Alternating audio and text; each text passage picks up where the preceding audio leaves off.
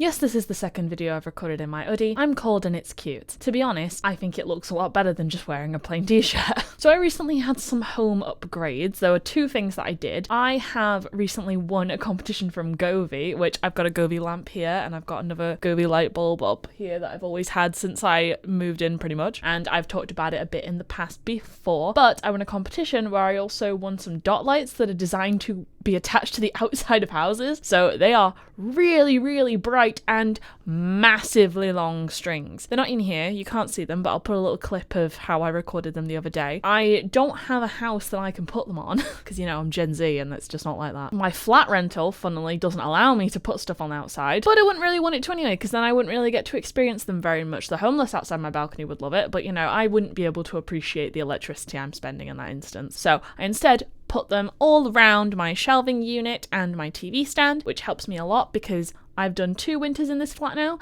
and the lights overhead are quite dim.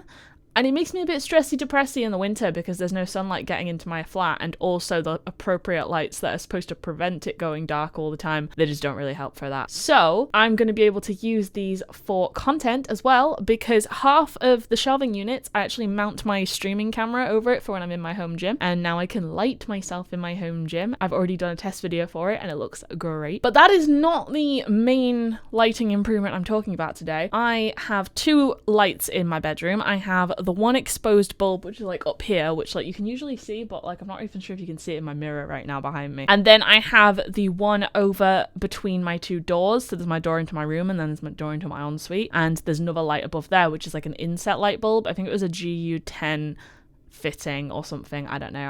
I'm not home DIY with that sort of thing. I have had to deal with that one just being a plain white bulb for ages. So if I wanted to use my colourful Govee bulb, I have to turn on the lights. They both work from the same switch. I have 2 switches, but they both work on the same circuit. So both light bulbs are on and both light bulbs are off. So I always have them off when I'm recording my videos because, yeah, I could do like a nice pretty colour on the one over my bed, my main light, but then that one in the back that you would actually see a lot better is just going to be plain white and it doesn't really look very good as a background light. So now that I have been able to change it because it was dying and it was flickering, more visible on camera due to rolling shutter, but the flickering is visible to the human eye. That's the reason I don't ever really have my lights on while I am recording. And like I would have just changed it myself anyway.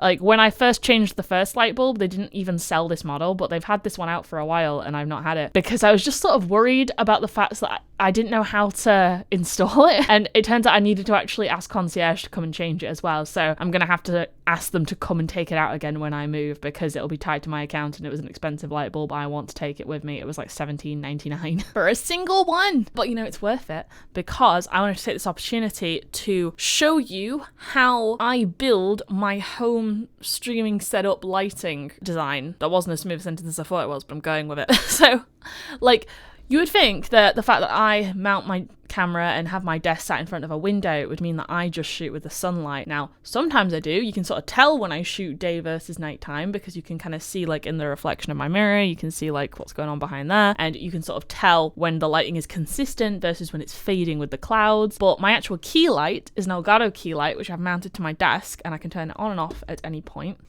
Just turn it off with a little button. Turn it back on. I also have my Govee floor lamp, which is I think it was the 1st generation floor lamp. It's not got the little lights at the bottom circle, but I don't really need that because all it will be doing is highlighting the dust that collects in that area of my carpet because I don't walk along there. Obviously I vacuum it, but you know, not so much. And that works as a fill light, which mainly lights my microphone stand because it comes from that same angle, but like I sometimes get a little bit on my arm and it's nice little, it adds depth to the shot, you know? Then I have my Nebula projector, which is a very cheap one. I would like to replace it with the Govee one soon. Mainly because once I have it all Govee and a bit of Elgato, then I can hook it all up to my Stream Deck and I can just press a button and then all my lights will turn on without me having to actually go anywhere. But like, that's not an option for now. I have spent a lot of time setting up a virtual machine and the virtual machine exists. I just now need to program it, and following the tutorial for that is very hard, and then I had to go focus on other things for a while, so I've not touched that project for a bit and I've just left all the tabs open for when I finally get the guts to learn. But that will be all automated when I can set it up with those sort of high value brands. For now, my Galaxy projector is just a little thing from Amazon that you have like a little tiny remote for, or you can press the buttons on its back, but there's no app connected to it. But it gives me this nice little moving nebula effect. It's a bit dimmer because it's a cheaper brand, it's not as powerful, but you can kind of see the movement of the waves on it. And also it has the little green star things, which I think work really well, especially with my nebula tapestry that I use to fill my main feature wall, which it is a tapestry because I'm not allowed to paint or put anything on in this room. It's on a tension suspended pole. So we're talking about set design really today overall. I'm focusing on lighting, but we're really talking about set design. I've had compliments in the past in the comments of people saying that they love that I'm just a person vlogging in my room like old school YouTubers, and I definitely am. But this is a lot more engineered than you would really think it is, because I am qualified in film and TV production.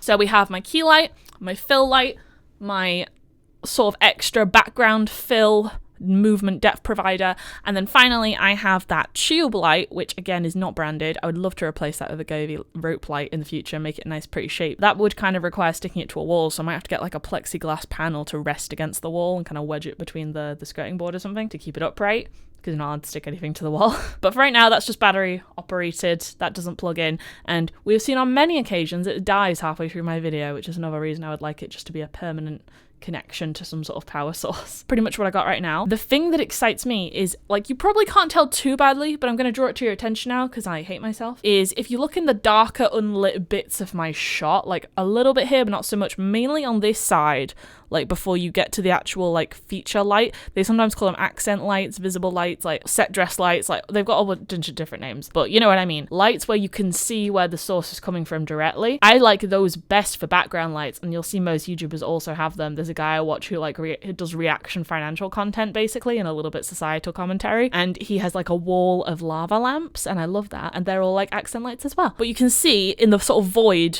where there's nothing going on here where my hand is, there's a little bit of a thing called noise. Noise is a sound word, so you think it's to do with sound, but it's not. It means visual grain, and it means there's not enough light in that area, so the sensor of the camera is sort of trying to pull it from nothing, and it's like struggling, it's kind of grating along. So we talked about the exposure triangle briefly in a video a while ago, but basically the rule is add more light, but if you can't add more light, the exposure triangle is how you make an image brighter. So you either increase the ISO, which is would create more visual grain because it would be artificially enhanced. You would change the aperture to be a wider aperture, so you would let more light into the lens. So you know how your pupil contracts and expands to let in more light? That's how the aperture works, but on your camera lens. So you'd be opening the pupil and the iris to get more light in, and that is called aperture. But then your problem would be is there's always a compensation factor, so you would end up having a shallower depth of field. So right now, pretty much all of me is in focus. Like maybe if you got real minute about it, some of me is sharper than the rest of me, but like pretty much on this plane of direction, you can pretty much see I'm in focus, and then the stuff in my background is not exactly in focus. I try and keep like a very minimal aperture, which means a lot of my images are darker unless I add lighting, which is why I'm so obsessed with lighting. Just because I'm a bit of an animated talker, I like to move about. I don't really know if I'm going to go back there in the background off screen for a second. Although I like the milkiness of it, don't like the lack of control, and I'd rather have a sharper shot. So I try and keep it like pretty narrow with a relatively high f-stop. I think I'm between about 8 and 11 f-stop naturally. Can't quite see it if I look on the side of my lens there. But then finally there is shutter speed, where your shutter speed should always be at least twice your frame rate, or unless you're going to end up with motion blur. So you know how a video is comprised of a bunch of photographs all shoved together and that creates a frame? Then you would need to have less frames per second for a lower shutter speed, because each image is being exposed longer. So the shutter is letting in light for longer, and then closing, and then letting in light for longer, and then closing. But every time you're letting light in, then there's an opportunity that your subject's going to move, and then you'll end up with blur. So there are two different ways you could end up with blur from the exposure triangle, and one way you would end up with grain. So basically, if you don't have more light, you end up with this grain here, and this has been annoying me forever. So I'm probably going to play about with this for the next couple videos, but I'm going to show you how I'm going to add to my lighting. I currently have both of them turned off. I think I went with my muscle reflex and actually turned it off at the wall instead of with the app, which like I'm not always going to have my lights on all the time and just turn them off with the app, because the bulbs do draw power when you're not doing it. But like if I have a really early morning like I did last night, I'm gonna leave the lights on and then turn them off with the app, so they still have a power source but they're on 0 brightness. So then I can set them to wake me up by turning the lights on at a set time, which is amazing. I have done that with my little, she says it's the biggest one she has, with my floor lamp before, but it's kind of like being blinded by Icarus. So it's a bit too powerful, whereas the normal light bulbs, they're sort of normal. Let me see if I did turn them off with the thing. Oh, I did. I left the wall on. So I've just clicked my group on the Govee app for bedroom light bulbs, which is just the 2 of them. And now that I've literally already turning that on, I feel like it's so much better. I feel like I actually don't need to change a great deal about my current setup, but just turning this on makes me feel so much better. Like the general, like the majority of my background doesn't look so depressing. You can actually really see the color of the light above my secondary tapestry in the background. And I feel like the purple of the bulb really blends out the pink of the tube light, because the tube light doesn't have a true purple mode. It's got more pink in, and then you can choose blue, but it's not got a full color spectrum like normally do. I should have the remote here. I only have these options to work with until we get into like the really dramatic modes. So like if I click any of the blue buttons now, then like change that. It's not awful, but it's just not as good, is it, as the pink option. Yellow doesn't even look yellow. Yellow looks kind of like, it's kind of yellow, but it looks green with my LUT that I have on. And then there's white. Okay, the white doesn't even look white to my eyes. That looks a little blue still. Then there's like modes, like rainbow and stuff, which like is kind of funky, but you know, when you're cutting, it would be a little less consistent, so it's a bit awkward. So yeah, so that's really cool. I'm going to show you a couple more options I have, like while I'm here. The Govee app has a lot of functions, which like that would justify a whole different tutorial of its own. Like if you want it, let me know and I'll do it. But like the mode that I've had today while I've just been vibing, it's in Scenic Dream View. And I've created a Scenic Dream View group called Whole Bedroom, which it used to just have my floor lamp and my main bulb, and then I would have the white bulb in the background, so I couldn't really ever be truly like zen and relaxed, because in my peripheral vision or in front of me, I would just have this blaring white light. And when you have a white light amongst colored lights, white light will inherently be more powerful because it's the entire light spectrum together. So it's like not just one color, it's dominating all the colors together over the one color you've got on the opposing light source. It didn't really work for changing the vibes of the room,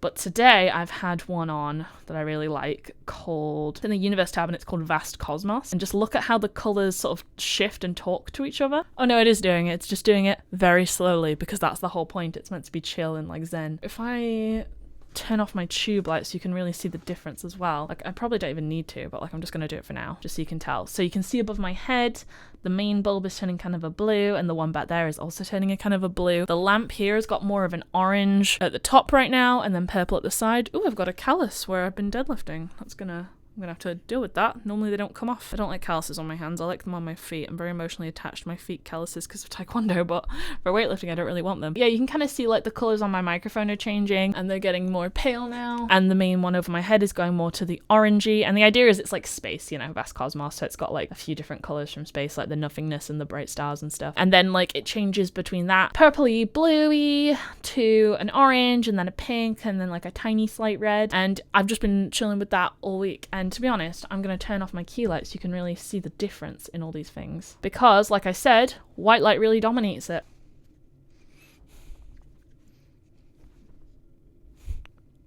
So you can see the one at the back there is starting to go a little pink. The bigger bulb will generally follow.